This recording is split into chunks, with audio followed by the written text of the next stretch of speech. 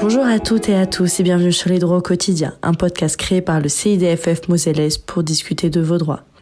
Dans ce nouvel épisode, nous allons parler de l'autorité parentale, de son exercice et de ses limites.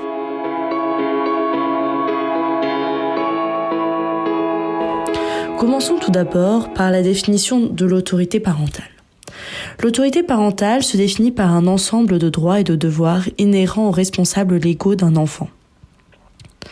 L'autorité parentale dure jusqu'à la majorité ou l'émancipation de l'enfant et vise à protéger sa sécurité, sa santé, sa moralité pour assurer son éducation et permettre son développement dans le respect de sa personne. L'autorité parentale découle d'un lien de filiation.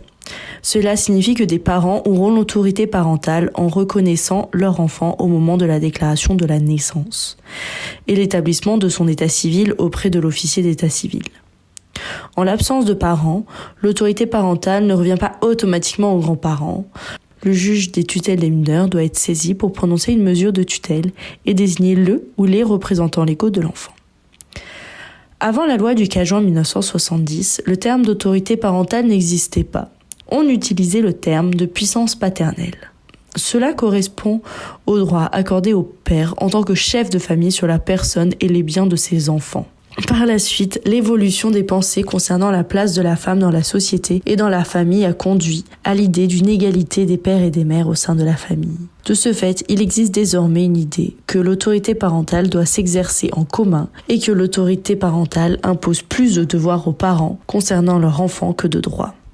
L'autorité parentale est un ensemble de devoirs et de droits qui s'imposent aux parents pour assurer le bon développement de leur enfant et préserver sa sécurité. Ainsi, l'autorité parentale implique que chaque parent ait une relation personnelle avec son enfant. Le parent doit garder un lien avec son enfant et ne pas empêcher son enfant de garder un lien avec l'autre parent. La résidence de l'enfant doit être fixée chez les parents. Il ne peut pas quitter cette résidence sans leur autorisation. Cela ne signifie pas que l'enfant n'a pas le droit d'aller dormir chez des amis ou vivre chez ses grands-parents.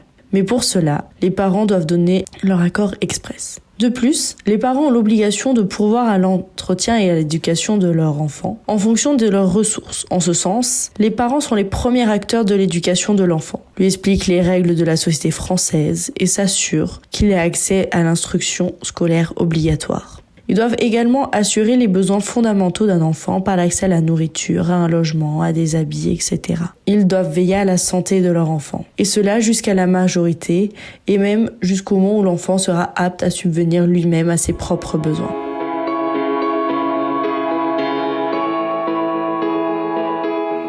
Mais comment s'exerce l'autorité parentale ? En principe, l'autorité parentale s'exerce en commun par les deux parents. Il existe bien évidemment des exceptions. En effet, l'autorité parentale découle du lien de filiation entre un parent et son enfant. De ce fait, les pères et mères ont l'autorité parentale puisqu'ils ont établi un lien de filiation avec l'enfant à sa naissance. L'autorité parentale ne peut pas s'exercer en commun si un seul lien de filiation a été établi. Par exemple, un père ne reconnaît pas son enfant, seule la mère détiendra l'autorité parentale.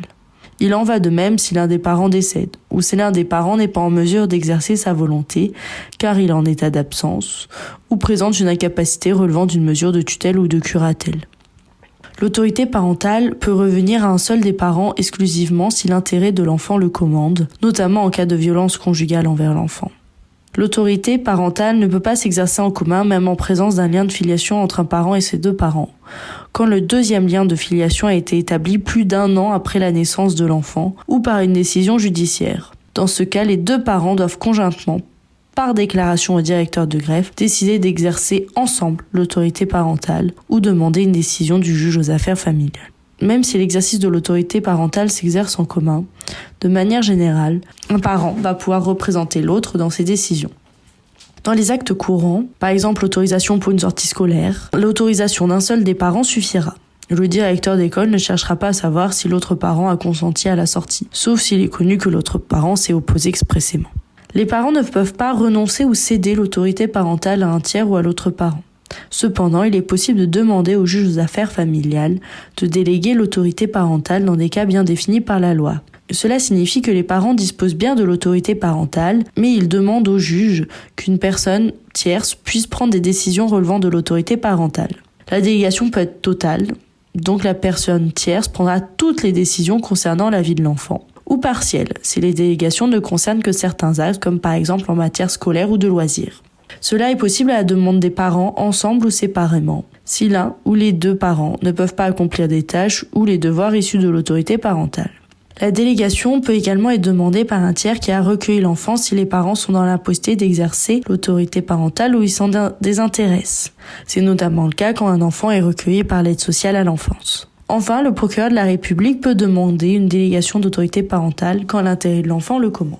La Cour de cassation a notamment reconnu qu'il est possible de déléguer l'autorité parentale pour un parent qui exerce seul cette autorité parentale envers la personne avec qui elle entretient une relation stable et continue, si cela est conforme à l'intérêt de l'enfant.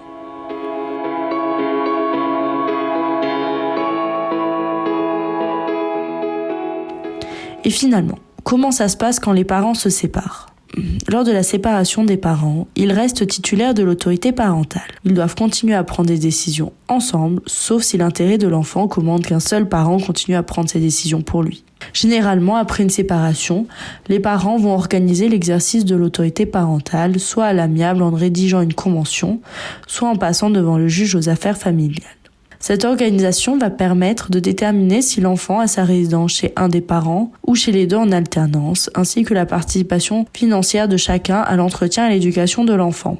Cela passe par le versement d'une pension alimentaire. Il faut noter que contrairement à l'autorité parentale qui cesse à la majorité de l'enfant, la pension alimentaire perdure à l'âge adulte tant que l'enfant n'est pas en mesure de subvenir seul à ses besoins.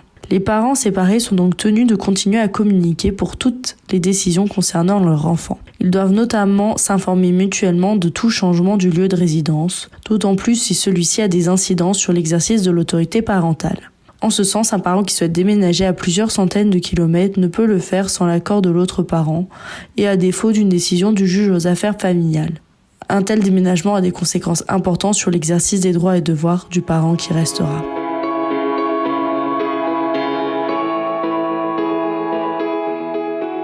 Et en cas de violence conjugale, le parent violent conserve-t-il l'autorité parentale ?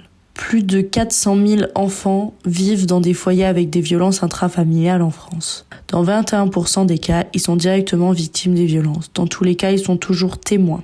Pourtant, le Code civil précise que l'exercice de l'autorité parentale doit s'exercer sans violence, physique ou psychologique. Ainsi, le législateur a pris des mesures pour sanctionner les parents violents. Dès 2019, les sanctions se concentrent dans le cas des violences conjugales. En effet, les violences conjugales ont le même impact traumatique sur l'enfant que l'exposition à une guerre ou du terrorisme. De plus, on se rend compte que bien souvent après une séparation, le parent qui a été violent perpétue cette violence à travers l'exercice de l'autorité parentale sur l'enfant. Il va faire passer des mots aux parents victimes par ses enfants lors des droits de visite, refuser de payer la pension alimentaire ou s'en prendre directement aux enfants. La loi du 30 juillet 2020 visant à protéger les victimes de violences conjugales prévoit de suspendre les droits de visite et d'hébergement des parents violents. Cette loi décharge également les enfants de leurs obligations alimentaires envers un parent qui a été condamné pour un crime ou un délit commis sur l'autre parent. Il faut attendre 2021 pour que les violences faites aux enfants soient prises en compte par le législateur. Ainsi, la loi du 21 avril 2021 s'est concentrée sur les mineurs victimes d'inceste et aggrave les peines en rallongeant le délai de prescription à 30 ans. L'auteur d'un viol incestueux sur mineur pourrait être puni de 20 ans de réclusion criminelle et de 10 ans d'emprisonnement et 150 000 € d'amende en cas d'agression sexuelle incestueuse. Il a fallu attendre la loi du 18 mars 2024 pour que de réelles sanctions concernant l'autorité parentale soient mises en place pour les enfants victimes ou co-victimes de violences intrafamiliales. Cette loi prévoit un retrait total de l'autorité parentale en cas de viol ou d'agression sexuelle incestueux sur l'enfant ou en cas de crime sur l'enfant ou l'autre parent. Le retrait doit être ordonné par le juge. Si le juge veut faire un retrait seulement partiel, sur certains points ou aucun retrait, il doit motiver cette décision en ce sens. Le retrait de l'autorité parentale empêche le parent condamné d'exercer toute autorité sur l'enfant. Devant la cour d'assises, les juges pourront également étendre le retrait de l'autorité parentale à l'ensemble de la fratrie et pas uniquement à l'enfant victime, afin de protéger les frères et sœurs. Il ne pourra plus prendre de décision sur l'enfant. Il faut noter que le retrait de l'autorité parentale n'empêche pas le versement de la pension alimentaire. En ce sens, le parent qui s'est vu retirer l'autorité parentale doit continuer à verser une pension alimentaire à l'autre parent. Ensuite, La loi impose une suspension automatique de l'exercice de l'autorité parentale et de tout droit de visite en cas d'agression sexuelle ou de viol incestueux ou de tout crime sur le mineur tant qu'il n'y a pas de décision du juge aux affaires familiales, du juge d'instruction ou une décision pénale. Puis, la loi prévoit une suspension systématique du droit de visite et d'hébergement du parent placé sous contrôle judiciaire en cas de violence intrafamiliale.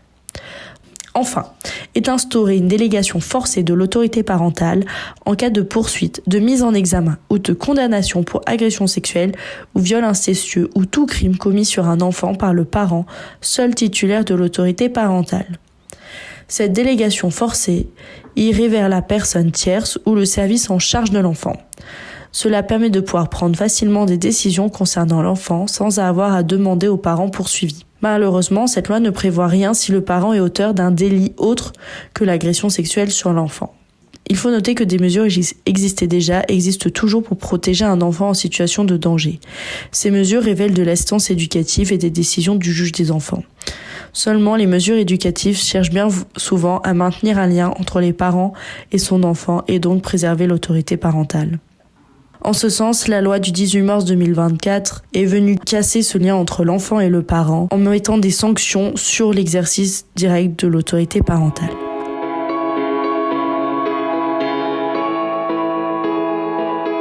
En conclusion, l'autorité parentale correspond à l'obligation de tout parent de prendre soin de son enfant. Par principe, l'autorité parentale est exercée en commun par les deux parents ensemble, même s'ils sont séparés. Le législateur cherche à endurcir la répression des violences intrafamiliales et les conséquences sur les enfants et peut venir entraver l'exercice de l'autorité parentale. Si vous avez aimé ce podcast, merci de bien vouloir le partager autour de vous et de rester connecté pour ne pas manquer le prochain épisode. Merci à tous.